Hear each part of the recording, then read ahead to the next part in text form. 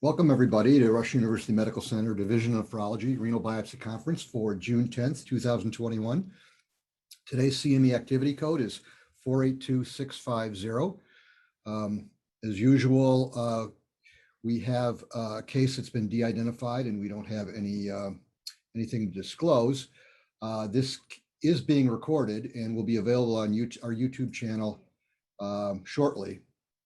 We would encourage everybody to join YouTube, you join our channel and get as many of your colleagues involved as possible. We really enjoy having as many people on each week. Today's a case case of Dr. Baxey's, and he'll be presenting the case, and then we'll go ahead and read the pathology and discuss some of the pathophysiology, et cetera. So let's just go ahead and get started. Pravir. All right, here we go. So today's case is we have a 55-year-old white man who who's seeing us for evaluation of AKI and proteinuria. He does have known chronic kidney disease with a baseline creatinine of 1.7 that we could find out about 3 years prior to the current presentation. He has been following with outside nephrologists very sporadically, has had very poor follow-up with not only his nephrologist, but his PCP. He did have a UPC collection around that time, so about 3 years ago, of about 0.6 grams per gram. And as I mentioned, after that, he had really poor follow-up. He said his blood pressure was never high, never required any hospitalizations, but he's always been taking his meds. So fast forward to current time, present time, he was seen by his PCP for follow-up, and his labs were notable for a creatinine now of 7.8, albumin of 2.6, and the hemoglobin of 7.5. He had his urine drawn that showed 3+ protein, 1+ blood on dipstick, and a repeat urine protein creatinine ratio of now 6.5 grams per gram. He had a kidney ultrasound done that showed 2 normal-sized kidneys. They're 10.5 and 11 centimeters. And had no hydronephrosis. He was asymptomatic at the time of presentation, and the only really thing he complained of is that he had some trace lower extremity swelling. He denied any NSAID use, no other new medications over the counter or supplements. As I mentioned, he had this baseline of 1.7 3 years ago, nothing in between. He's had longstanding high blood pressure about 15 years. He did have a remote history of squamous cell carcinoma of the skin that was excised. He did not require any type of systemic chemotherapy or medications. His social and family history, he quit smoking 8 years ago, no alcohol use, and he denied any use of any illicit drugs. Prior blood transfusions, and he stated no family history of kidney disease. No allergies. His medications as listed, amlodipine and metoprolol for his blood pressure, which have been chronic and no changes. In terms of review systems, as I mentioned, just trace edema. His exam, his vitals, he was hypertensive, 173/80, normal heart rate, and his BMI was 26. On exam, he really was kind of well-appearing, stated his age. Really nothing notable. He did not have any really skin lesions, but he had several dot tattoos. He had trace pitting edema of the lower extremities, no adenopathy, and really nothing else to measure that was kind of stood out in his exam. His labs, sodium of 143, potassium 5.3, chloride 112, bicarb 17, B168, creatinine of 7.85, glucose of 109. His calcium was 7.6 with albumin of 2.6. His LFTs, alk phos, T, Billy were all within the normal limits of the lab. His white count was 5.75. He was anemic to 7.5 with normal platelets. His differential on a CBC was normal. His MCV was 97.6 with an iron stat of 28% and a ferritin of 91. His coags were within the normal limits of the laboratory. His serological workup that was initiated, ANA was negative, ANCA was negative. His anti-double-stranded DNA was 8, which is within the equivocal range of our laboratory, so not positive. Complement C3 was just below the normal range. His C4 was normal. Hepatitis B was negative. He did have a positive hepatitis C with a viral load of 660,000. His HIV was negative, COVID-19 was negative, SPEP and UPEP without a monoclonal protein, and his serum PLA2R was pending at the time of biopsy. His UA, as shown, he had 3 plus blood, 1 plus 3 plus protein, 1 plus blood. Not many RBCs, however, on analysis, just 1 to 3. His UPC ratio is 6.5 with a corresponding albumin to creatinine ratio of 4.5. His chest X-ray was without anything to note of. And his ultrasound, as I mentioned, had normal sized kidneys with no hydronephrosis, and they reported just borderline increase in echogenicity of the kidneys. So ultimately, a percutaneous kidney biopsy was formed. Thank you, Praveer. Any questions for him? Praveer, do you have a rheumatoid factor or a cryo? Those were pending at the time of biopsy. And then is there any imaging of his liver? No, not at this time. Okay. Anything else? Great. Dr. Corbett, why don't you walk us through this case?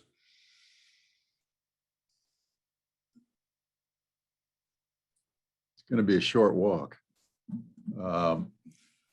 So we've got a gentleman who has a history of hypertension, some chronic kidney disease, and non-nephrotic, low-grade proteinuria. And then 3 years later presents, with elevated serum creatinine, BUN, low albumin, and nephrotic, basically nephrotic syndrome with edema and hypoalbuminemia as well. What's interesting is hemoglobin's low. I mean, to be honest with you, as I kind of was trying to figure out what might be going on in this guy, I have a funny feeling that a lot of what we're going to see is chronic disease, and he has really advanced CKD. And the question is, what's it due to? And if there's anything more that can be done now to try and intervene. And so the big question is, over and above CKD that's progressed, the $1 million question is what's caused that, which I know is the reason for this whole exercise and the biopsy. Did this gentleman have membranous glomerulonephritis, idiopathic or primary in nature? We don't have a PLA, that's pending. That's just continued to progress. I mean, that's definitely would be high on my list.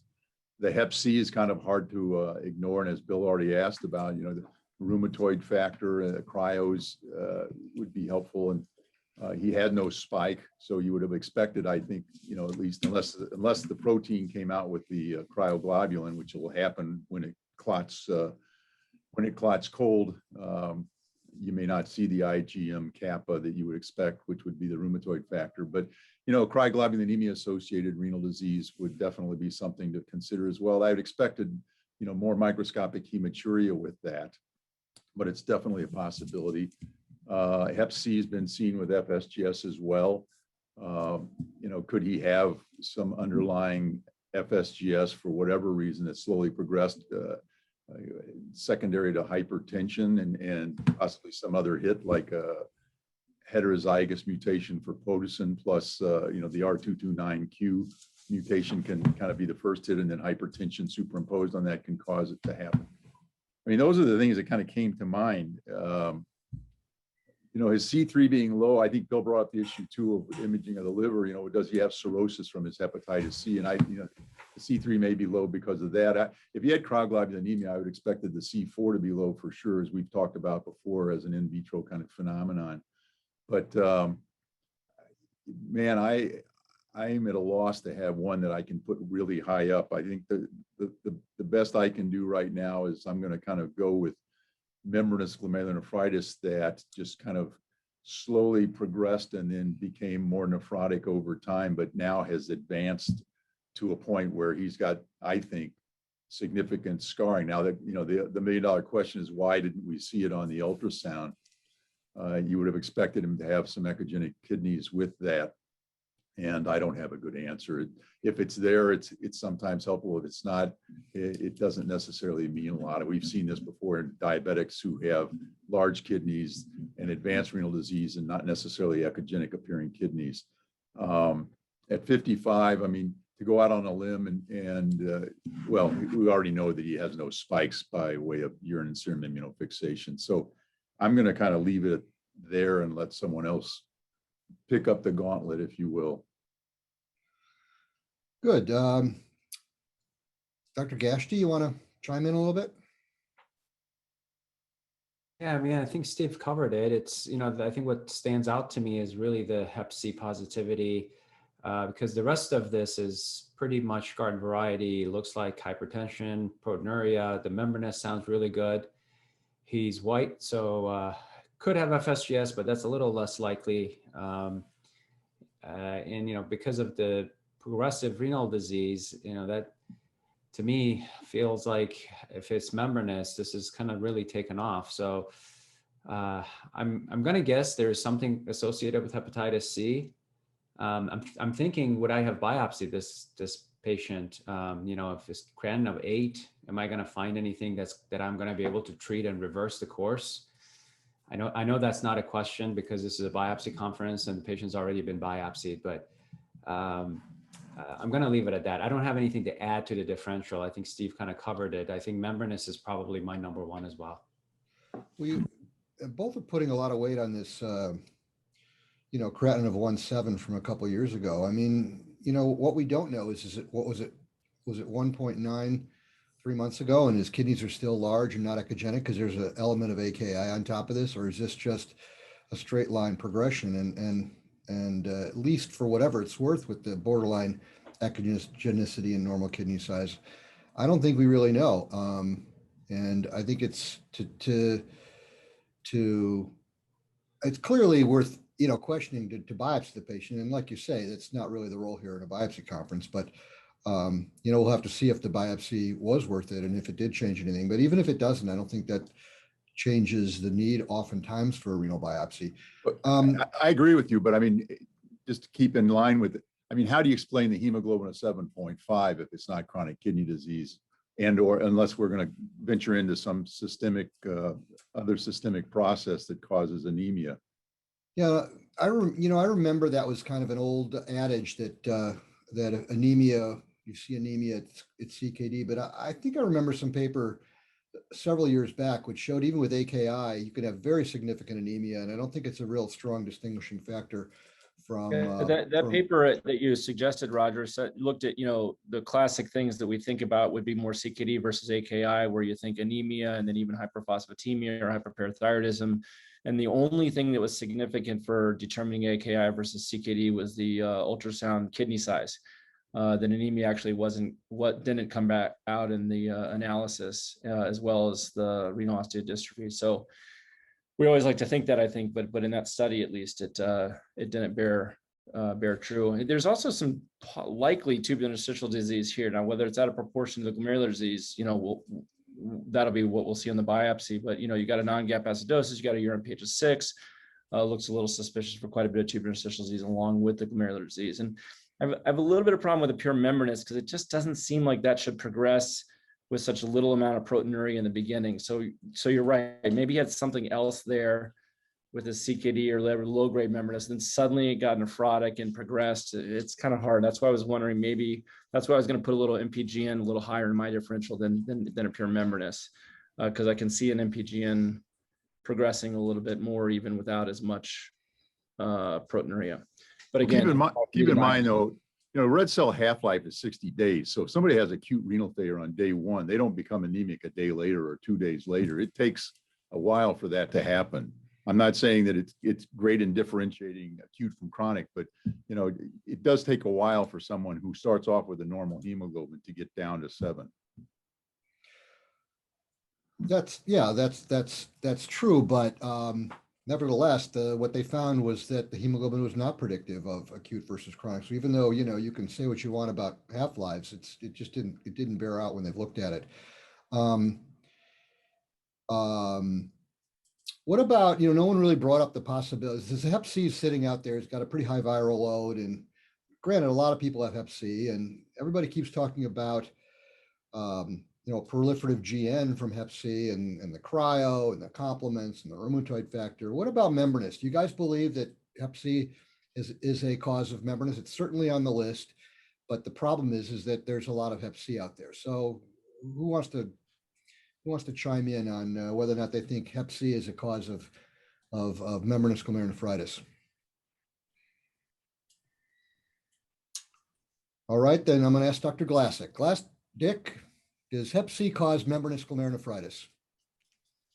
Well, it's pretty rare, Roger, and a lot of the patients who have had it are co-infected with hepatitis B, which makes it difficult to interpret. I would not put membranous very high up on the list because of the rapidity of the progression of the disease and the relative paucity of nephrotic features in the past. And I wouldn't put too much credence on the positive HCV viral load in making a diagnosis of membranous because it's so uncommon. I would rather raise the possibility of fibrillary glomerulonephritis, which is known to be associated perhaps etiologically with HCV chronic infection and can present in a fashion like this. Well, that's out of left field, but I know you had, well, you had given a talk, you gave a beautiful GlomCon talk on that disease itself a few weeks ago. So if anybody is up on this condition, it is you, but that's interesting. Dr. Suki, I think you're still on. Do you have any thoughts about this case? You just unmute yourself.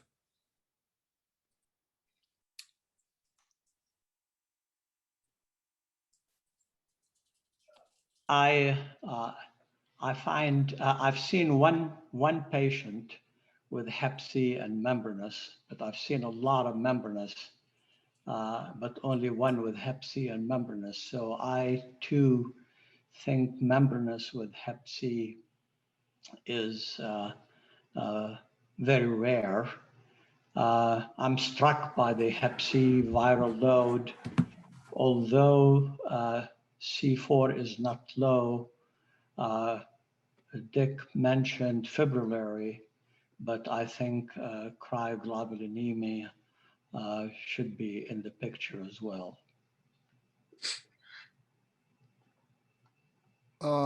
Mario, you're going to get the last call on this. What do you think's going on? Well, I don't have much more to add. I mean, hepatitis C is known to produce or to be associated with different types of genes. All of them were mentioned. I have read, like many of you have as well, cases of hepatitis C associated with membranous. On the other hand, I have had a few papers on fibrillary gene and membranous, so it's not that common. I would say that probably an MPGN like Bill suspect is our number one diagnosis, but short of that, nothing. I want to add that in the old days, there were people in regards to the anemia that proposed the use of carbonylated hemoglobin to differentiate acute versus chronic, never pan out. But that's an interesting piece of museum to keep in mind. Well, we'll talk about museum. When I was a fellow, we were still getting, clavicle pictures and high power distal finger phalanges pictures looking for evidence of secondary hyperparathyroidism, which, would be, that I don't think you would find in someone with a AKI. But fortunately, now we've got a much better means. I don't even think we had intact PTH available back then. We didn't. It was C-terminal and N-terminal. Yeah, I was really dating myself. So, but Steve, you remember getting those high-powered pictures, right? Yep.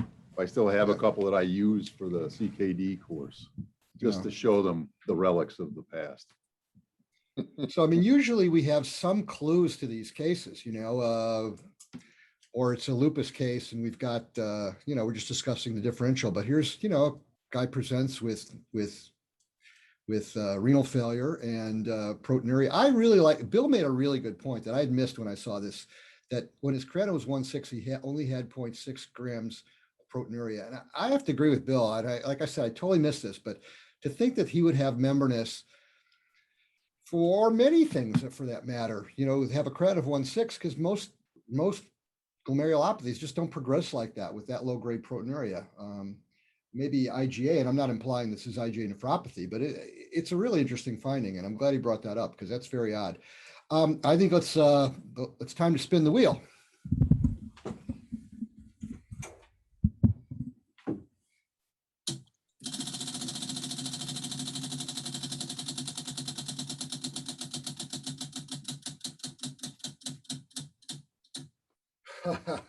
Wild card. Well, I'm going to pick Dr. Gashty. Okay, this is a trichrome. We have a few cores. As expected for a creatinine of 7.5, I see a ton of blue staining material. I think if you kind of add them all up, there's just a few islands of tubules that seem to be functional. The rest of them seems pretty advancedly sclerotic. So I'm going to say 90% fibrosis. Yep. That's what I said, Casey. All right. I rest my case. Here's a PAS. We have two of the three actual. Okay, so there's a glom on the top left that's completely gone. And then these two are completely also scarred. There's only one glom on the right of the screen that has a segmental scar, but the Bowman's capsule is wrinkled and it looks like it's on its way out, but you can kind of make out some capillary loops. The tubules are chronically damaged. There is tubular basement membrane is thickened and wrinkled.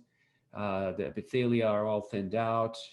There's an artery in the middle of the screen, which has some moderate amount of sclerosis. So this is pretty much a significantly damaged kidneys thus far. Yeah, in fact, 27 of 31, 90% of the gloms globally sclerosed. Okay. So here's a higher power of a PAS stain. There is, the mesangium is greatly expanded. There is this pinkish material that seems to be expanding the mesangium. I would have called this scar, but it looks like some of these capillary loops around it are still open. So I think it probably is still scar, but there may be something else in there that we may have to wait for a EM or IF to kind of look at. The capillary loops do look thickened on the periphery. The Bowman's capsule again is wrinkled. So this is not a healthy looking glom by any means. And it's probably also on its way out. Yeah, I agree with everything you said. At first blush, I thought, oh, this is just scarring down, but yet there are still some open patent loops. Yeah, and as you analyze it further, yeah, it does seem like there's some deposition of some material here expanding the mesangial areas. Okay. Is it just the mesangial areas? Go back. No, there's also some capillary walls that are thickened as well. Yeah, you can see kind of here at like 7 o'clock, Yeah. these look pretty thickened.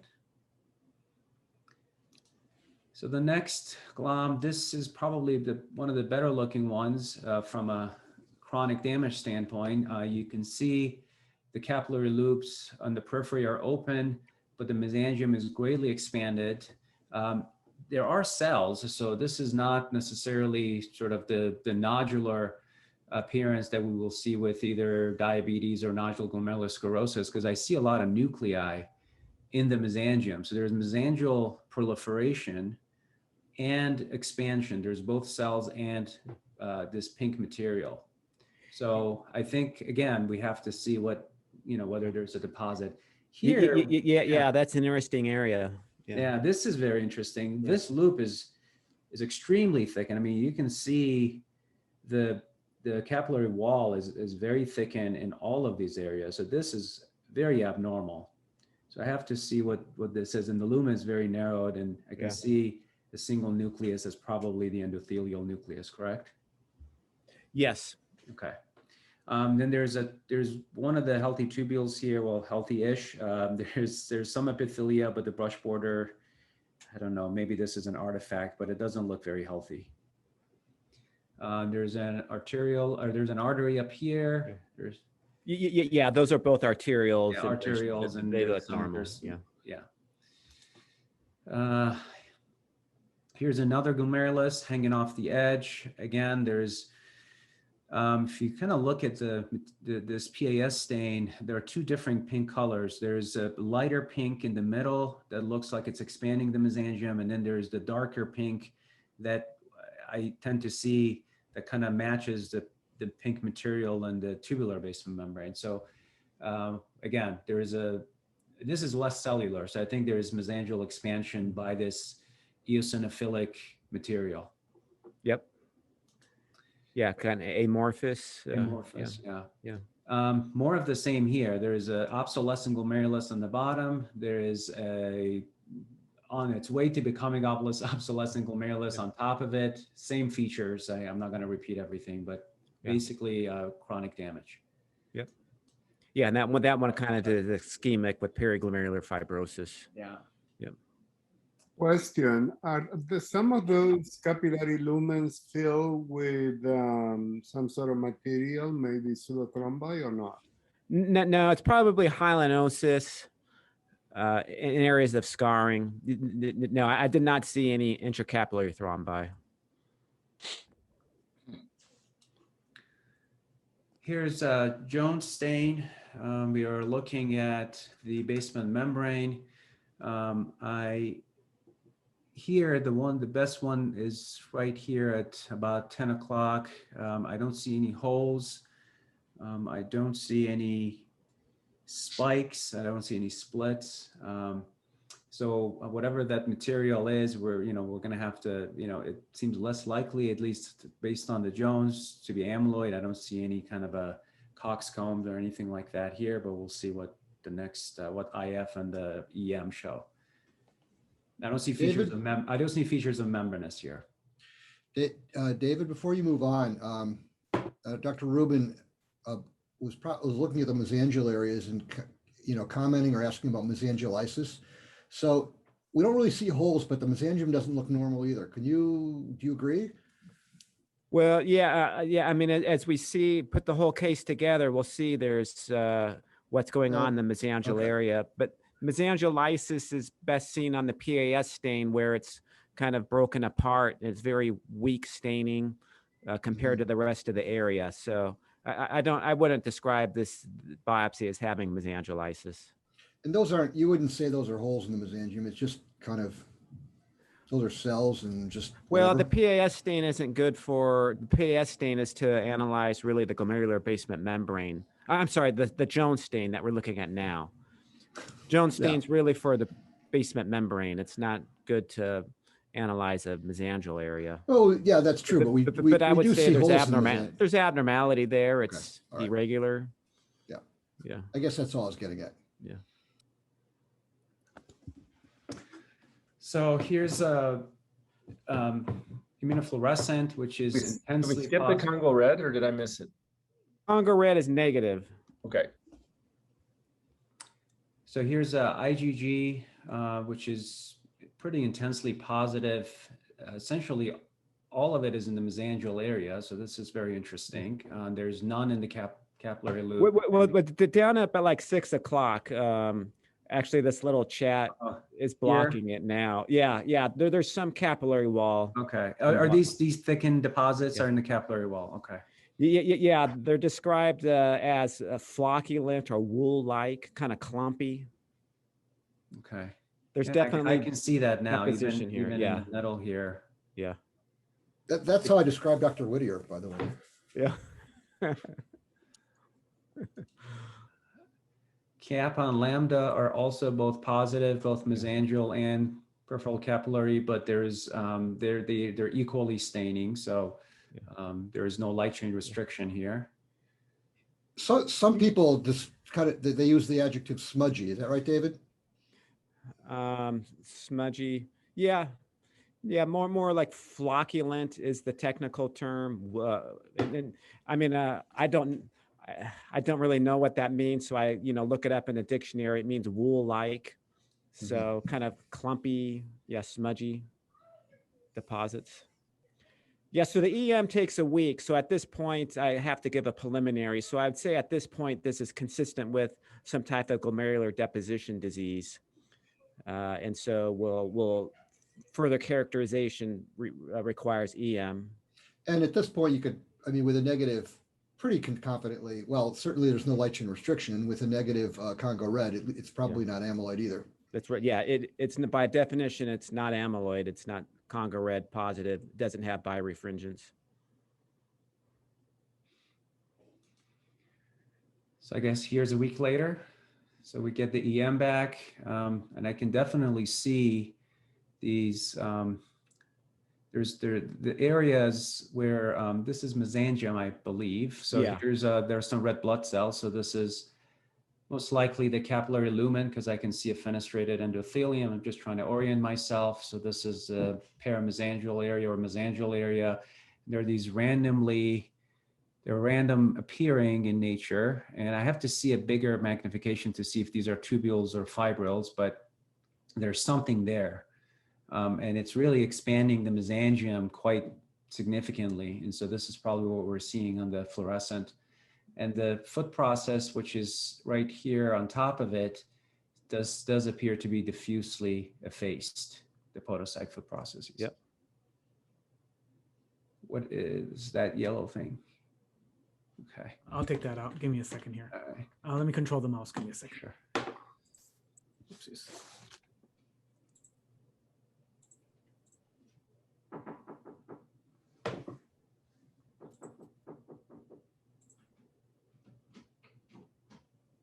Go ahead, Casey.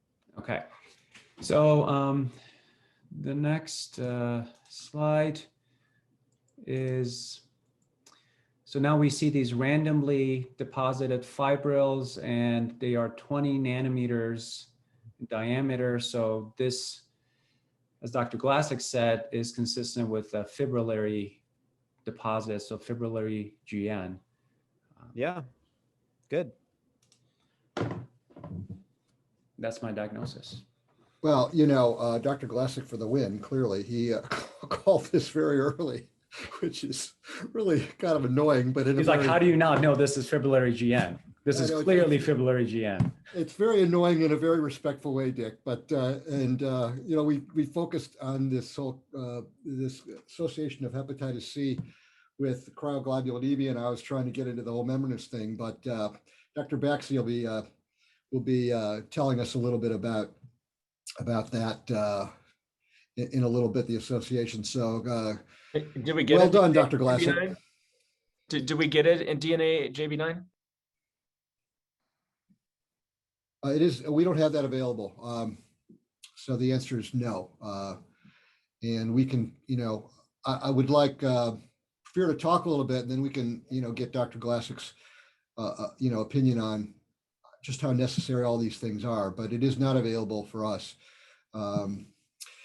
Before we, you know, before Pravir tells us all about this, does anybody have any thoughts about treating this patient? Bill? Well, actually, I was going to ask Dr. Corbett before we even get to Dr. Glassick about immunotactoid versus fibrillary. And is there anything that would be, you know, without that stain? Is there anything consistent with immunotactoid here, considering the immune deposits were there? I know immunotactoid typically is in the 40 range nanometers or bigger. And this is bigger than your typical Congo red amyloid one. You really want to get me started? Well, you only had a short walk in the beginning, so let's take a long walk. So, you know, as you know, our use of the term immunotactoid glomerulopathy was basically meant to be a diagnosis of exclusion. And, you know, the first case that Mel and Ed had was a patient who had an IgG kappa, and those were somewhere around 30, 35 nanometers. But then we saw a bunch of other cases that were also, we excluded amyloid and a lot of the other monoclonal gammopathies, cryoglobulinemia, lupus, et cetera. And there was a whole range of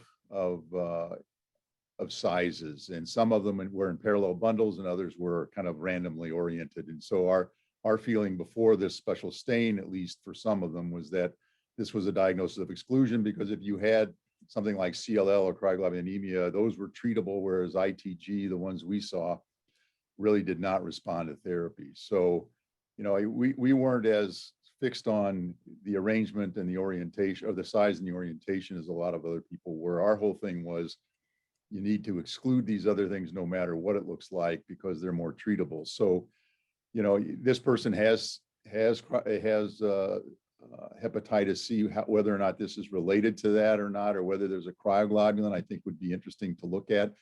I mean, I could go into a whole host of things that can help explain why some look oriented randomly and others are in parallel bundles, but there's not enough time. But anyway, it's interesting. I don't know, you know, in this case, you know, whatever you call it, I think the real question is, you know, you've got organized deposits here. And the question is there something treatable about it or is there not? And I think whether there's an association with Hep C or not is an interesting one. And I think it bears, you know, the discussion about whether treating Hep C would be a priority here. I mean, the guy's renal function is already so advanced. I don't think there's going to be much to be gained by that. I think probably the bigger deal would have been if we had caught it earlier, would there have been some value in treatment? Now, I think probably the bigger issue is he needs a liver biopsy to see what's going on in his liver to see if he's got evidence of cirrhosis. But, you know, we were more lumpers than splitters, I guess you would have to say. You know, getting back to Bill's question, though, I mean, isn't the tactoids closer to 30 and 40 as opposed to 20? And don't they have more of a tubular, you know, like a lumen appearance, Steve? Well, so in ITG, that is. Again, our fibrillary GN and ITG, we considered kind of all one and the same. And there was a whole range of whether they were parallel bundles or microtubules or I mean, if you look at a high power picture, and we've put these in our papers in the way, you look at amyloid and the way in which amyloid fibrils form, they actually are small microtubules as well. I mean, there was a great a two-part series that came out in the New England Journal of Medicine, you know, 30 some years ago that, you know, looks at how the microfiber, the organized deposits or the fibrils, I guess, if you will, of amyloid form. And they form, you know, the whole issue of the Congo red being, you know, the orientation of the Congo red fibrils forming the microtubule, if you will, that's only 9 or 10 nanometers. It's so small, you really have to magnify it to see the center hole. I mean, those are microtubules as well. It's just you have to really magnify it to see them. So I don't know that differentiates one from the other. You know, also back, you know, when you guys were writing a lot about it, we didn't have as sophisticated, you know, ability to look for monoclonal proteins. I mean, I think it's a whole new game now, and Rituxan wasn't available. I mean, there's a lot of things have changed. And oh, that's true. Rituxan was tried in this some years back. Brad Rovin and Jerry Appel had 3 or 4 cases, and it, you know, it seemed to have some benefit, but it wasn't. It didn't really have. It wasn't as, you know, it wasn't as much benefit as you might think. But you're right. I mean, there are new tests now with the nephrolometric ways of looking at light chains, the kappa lambda free light chain ratio, or things of that nature that are you know, better at trying to hone in on what's called. I mean, clearly there's an immunoglobulin. It's basically creating these fibrils. I mean, because that's been looked at as well by immunogold labeling, that the fluorescence corresponds, if you will, to the microtubules. It's not just kind of coexisting. But you're right, as we get more information about, you know, or better ways of evaluating these things, we'll get more information about what's really the factor in causing them. I mean, someone used to think that amyloid P protein was a very important component of this, but that's, you know, normally seen in the basement membrane. Well, Roger, you asked me about the treatment, and of course I punted to the long walk with Dr. Corbett, which was educational.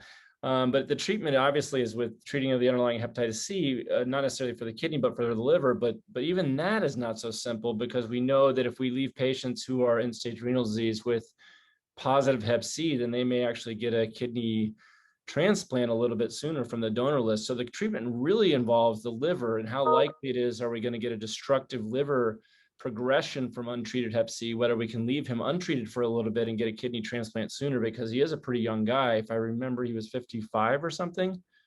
So, I may not jump right to Hep C therapy right away, just because he may be better off getting his Hep C treated after he gets a kidney transplant.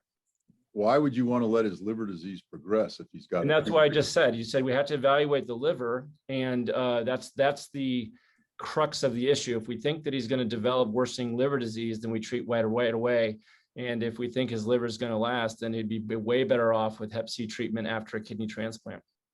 Not only that, I mean, he had, if this, if this is a fibrillary gene associated with hepatitis C, which is what, Dr. Glassick brought up, I mean, then there's reason to be treating the Hep C as well, because, and I think Pravir will probably go into this a little bit, but this guy's 55. He will likely get a kidney transplant, and the possibility, if it's Hep C related fibrillary gene, it may come back as hepatitis C fibrillary gene. But Casey brought up the point is that almost everybody with Hep C now is going to get treatment, because the treatment is, it's so good, it's so well tolerated that, and the side effects of having chronic Hep C are, with cirrhosis, even if you don't have it now, with cirrhosis and carcinoma, is the case that I think pretty much, I'm not sure of this, but I think everybody would want to be treated if they could. So I think this guy's going to get treated regardless. But it is interesting. The question came up originally, very early: would I biopsy? What will we learn from this?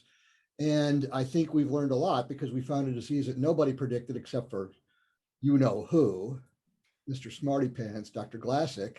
But it may be quite relevant, because for kidney transplantation, if we just thought he had chronic GN and then we transplant him and it comes back and we never expected it, it may change how you attack immunosuppression. I mean, I think that MMF is one of the more common drugs used for this lesion.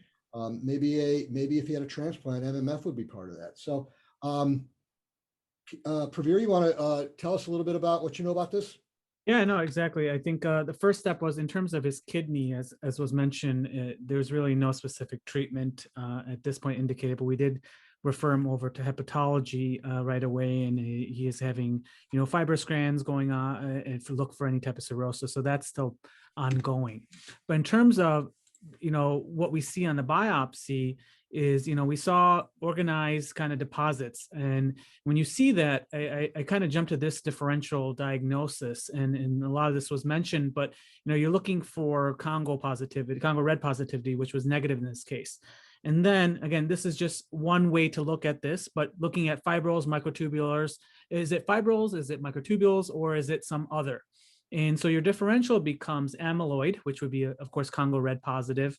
And also going into that, you start to see some MGRS, and there's a whole slew of information on MGRS and organized and, deposits that we've covered before, which I won't go into. And of course, there's fibrillary GN, which is typically Congo red negative, although there's a subgroup of, Congophilic fibrillary GN, which we won't go over, but, typically your fibrillary GN is Congo negative. Then cryoglobulinemia, which you see more of the microtubular nature of it, as well as ITG. And then you can also look at the sizes, as was mentioned. But there's also other organized deposits on EM that we can't forget to include in our differential: lupus, as well as diabetic fibrillosis, fibronectin GN, and some of the more rarer cases. But this is kind of the first step that you look at. And today we're really focusing on fibrillary GN, but I just wanted to show this picture. And again, this is from that article from Dr. Corbett. And this is basically is one way of looking at these different organized deposits. This is amyloid, where you see a typical mean diameter of 8 to 12 nanometers in these fibrils. This is fibrillary GN, which typically has more of a mean around 20, but it can range from 16 and 24. And then this is an example of ITG. Again, in this example, is definitely looks more microtubule, and they are typically a little larger, but there is a range. But this is just showing some differences, at least on the EM level, if you want to group them according to that classification. But fibrillary GN, which we're talking about today, is very, very rare. Less than 1% in native kidney biopsies. And typically you see these organized, randomly oriented, non-branching fibrils with a mean diameter of 20 nanometers. And as I mentioned, they're classically Congo red negative, although there is a subgroup of Congophilic fibrillary GN that has been described in the literature. And these patients who have fibrillary GN, they typically present, with quite a bit of renal insufficiency. And this is data from the 3 big series that have looked at patients with fibrillary GN out of Columbia, Mayo, and UNC. And the majority of these patients were women. They presented with a creatinine with quite a bit of renal insufficiency, with a mean creatinine of 2.9. And they did have nephrotic range proteinuria 5.7, with 36% having full nephrotic syndrome. And the majority did have hematuria. So they do present with quite a bit of renal insufficiency, proteinuria, and hematuria, and usually a little older, 5th to 6th decade.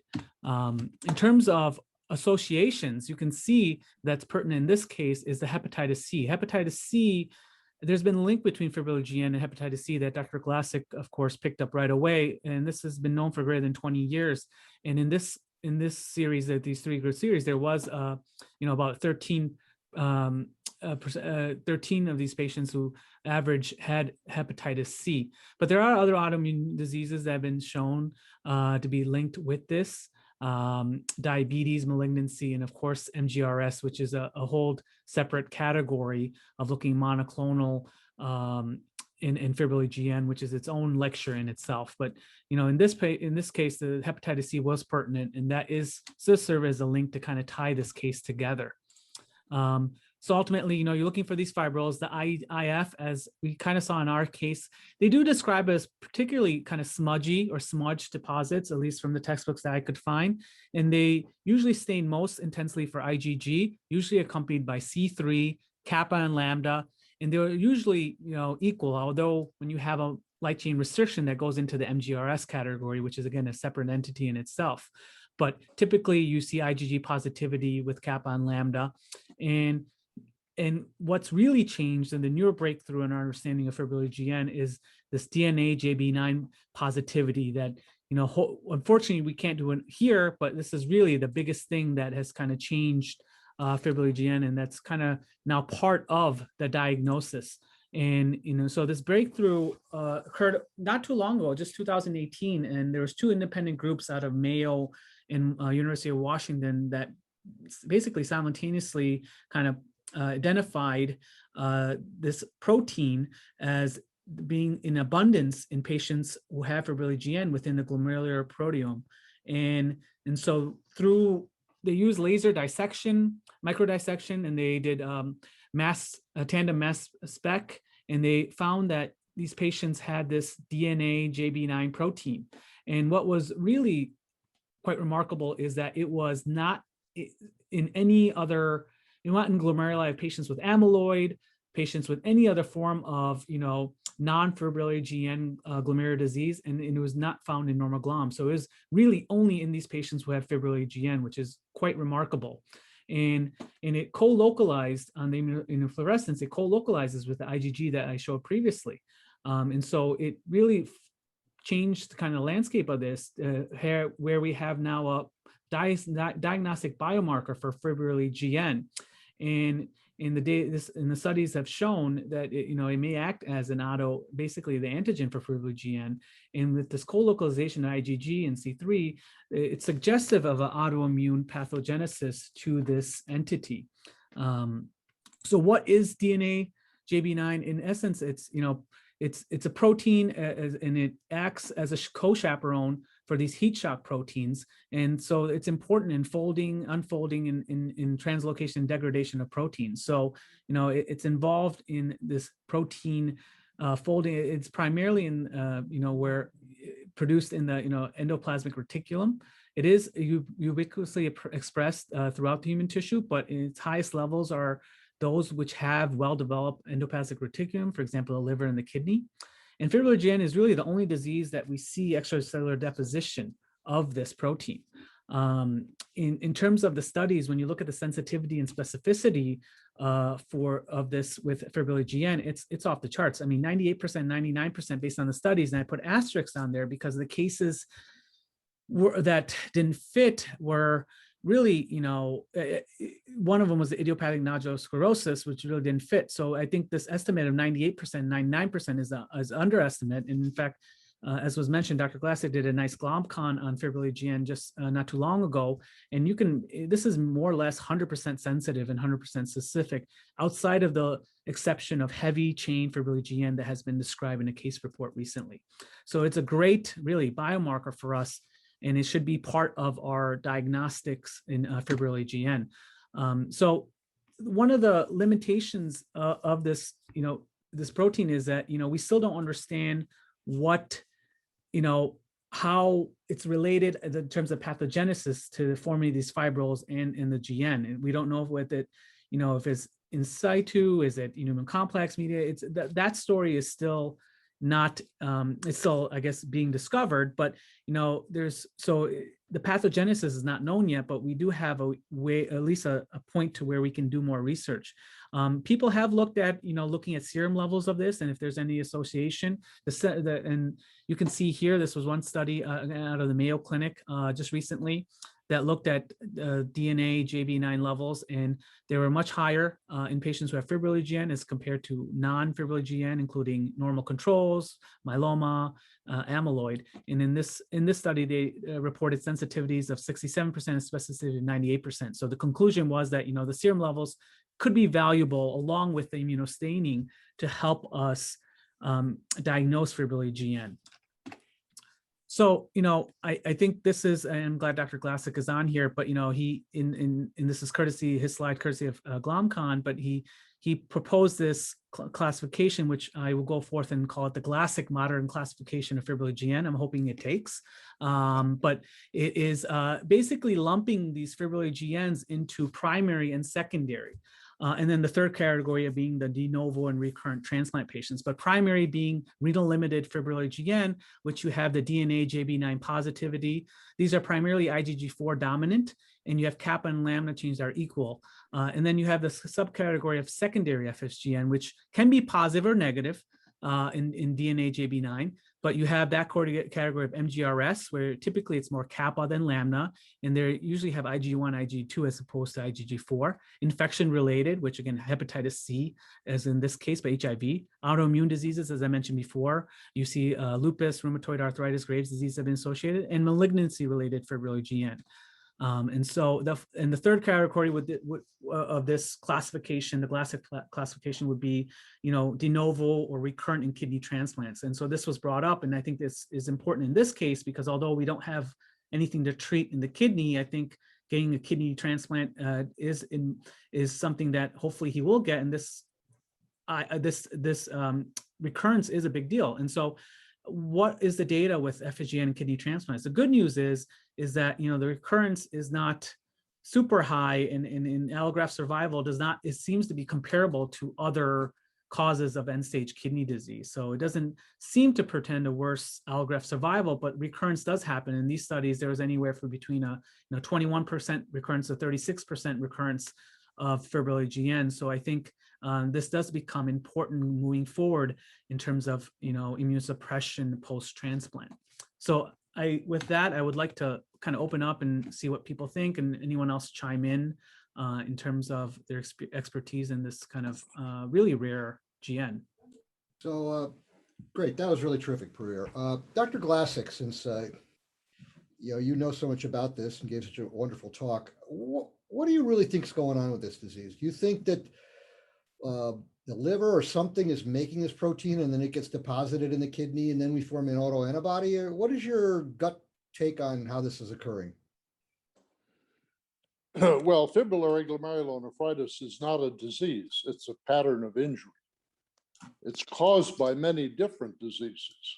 So whether they all have the same underlying pathogenesis has not been proven.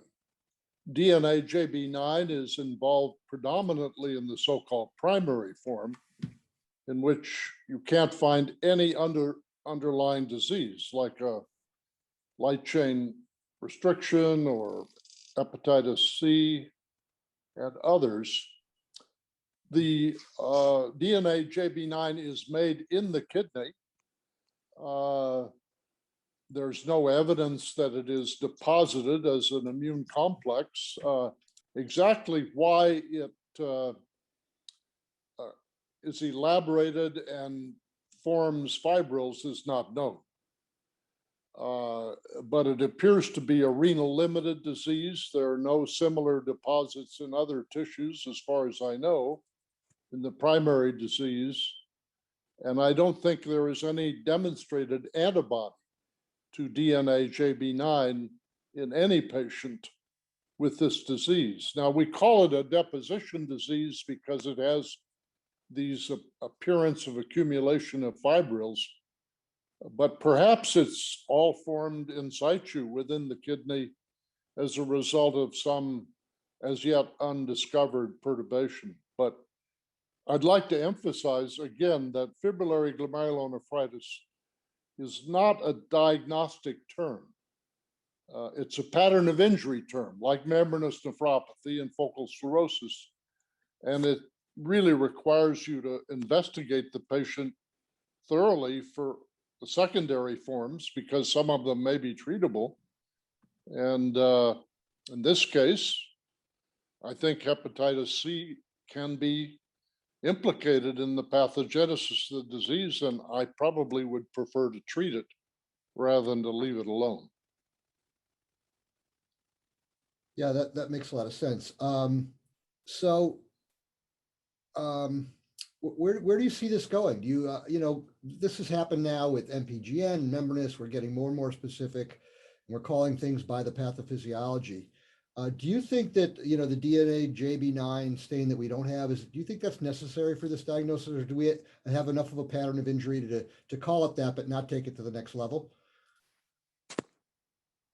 Well, that's a very good question, Roger, and I don't have a good answer for it. DNA JB9, as we've heard, is an extremely specific and highly sensitive tool for the definition of the primary form of this pattern of injury. And obviously, if it's positive, you don't have to do electron microscopy. There has never been an instance where DNA JB9 positivity has been seen in the absence of fibrils. So it does eliminate the need for electron microscopy. And there are a lot of countries in the world that don't have EM. So the ability to classify these patients based on immunofluorescence or immunocytochemistry is a big advance. Yeah, that's a good point. I was thinking, why would you never want to do EMs? But yeah, you're right. It's not always available. Is there any role for mass spec in this disease, as it's often with Congo red positive deposits? Oh yeah, you can detect DNA JB9 by laser dissection mass spectrometry. That's how it was done originally. That's a pretty sophisticated tool to use when you already have a very good one.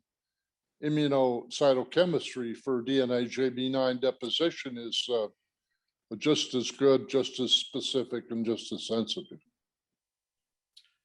That's great. Well, that's very interesting. Does anybody have any other comments? I think for the transplant, it's interesting what Pravir said about the relative survival, and it may just be that this is a very, very slowly progressive disease, and we don't see major changes in transplant survival because it's the transplant, the allograft itself determines the length of survival more than the recurrence of the disease.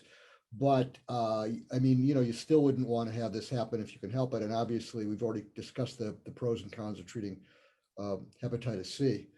Roger, I'd sure like to know what the people at Rush would do. Would you treat him now with antiviral agents, or would you put him on the transplant list and wait until after he gets a transplant to treat him, as Bill Whittier suggests? Well, I don't know that, I don't know what is the extent of his liver. I don't know that he even has any cirrhosis. So I don't know that you would when you can cure this disease without cirrhosis. Pravir, we don't know the status of his liver, right? Or we Not do, yet. It's the workup is still in process. Yeah. Yeah. So, But it's an interesting thought if he did, I don't know what the answer would be.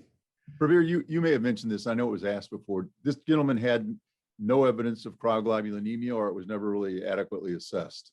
No, we did a serum. It was didn't have any cryoprecipitate. It was negative. The rheumatoid factor was negative.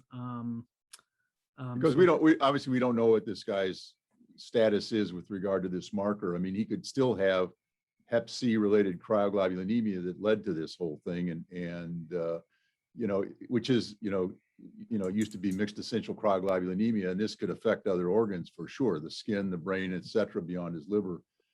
Which would, he has no evidence of that right now, right? No, no, he give you doesn't another have reason to treat him if he did have any extrarenal manifestations outside of the cirrhosis.